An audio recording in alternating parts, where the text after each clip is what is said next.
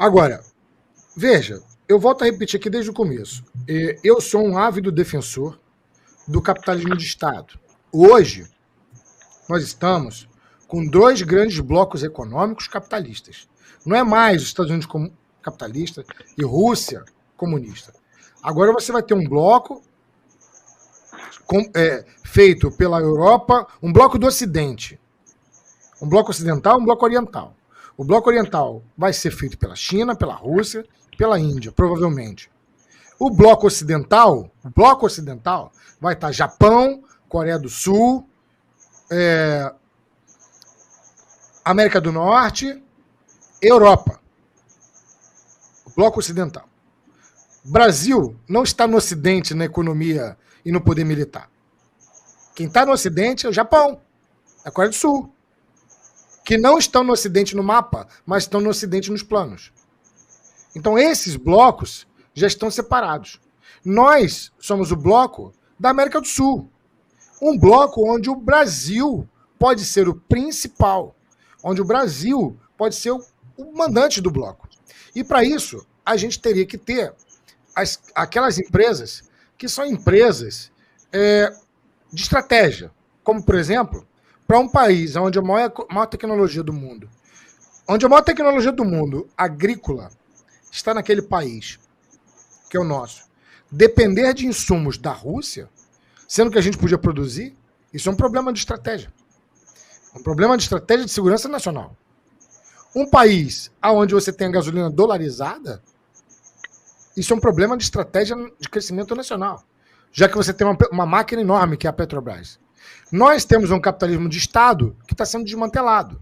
O Brasil é um país capitalista de Estado, onde empresas públicas geram dinheiro para o público, como o caso da Petrobras, como o caso da Universidade Pública, que geram riqueza para o público. Eu acho que um país que envereda por um... Deixa eu terminar e depois tu questiona. E aí, eu te pergunto, quando você tem um novo bloco se formando, uma nova modalidade se formando, e você tem um país como o Brasil, que é um país capitalista de Estado, entrando nessa onda liberal ANCAP, essa misturada Olavete toda, onde o objetivo dessa mídia e de algumas pessoas é nada mais nada menos que ganhar algumas migalhas, vendendo as nossas empresas, alegando que a gente tem que ser liberal. Não, vamos que é o liberalismo, porque investiu o Estado é malvado, o Estado é malvadão. E os Estados Unidos, vou dar 2 exemplos dos Estados Unidos. Protecionismo econômico, quando a gente vai produzir soja, eles boicotam o nosso preço lá, intervenção do Estado. Outro, as empresas americanas são empresas zumbis, a maioria delas. São empresas que não existem a juros, se fossem juros brasileiros. O juro é inventado, o juro é irrisório, o juro de 0,1% ao ano, isso aí não existe em lugar nenhum no mundo. Se elas pegassem juros brasileiros, 99% delas já tinham quebrado.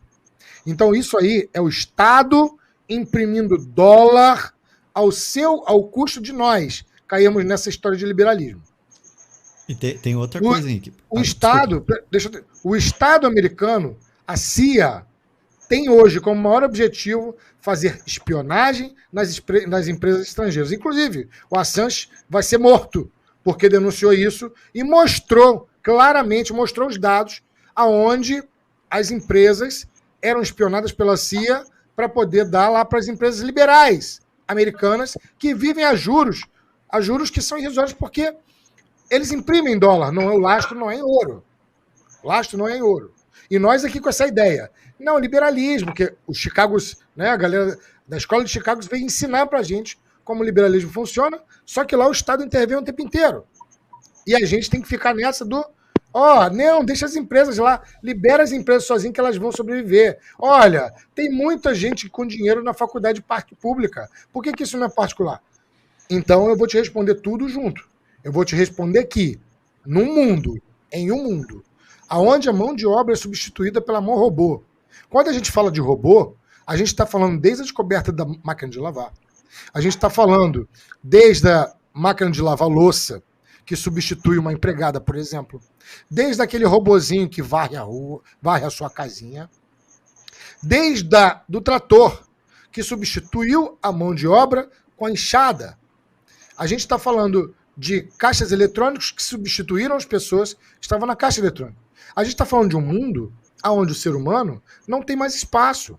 A gente está falando de um mundo onde, para nós, só cabe a arte, só cabe a ciência. A gente está falando de um mundo onde você, para formar uma pessoa, vai demorar 30 anos para formar, no mínimo, investindo pesado na educação dela, para que ela seja um profissional razoável.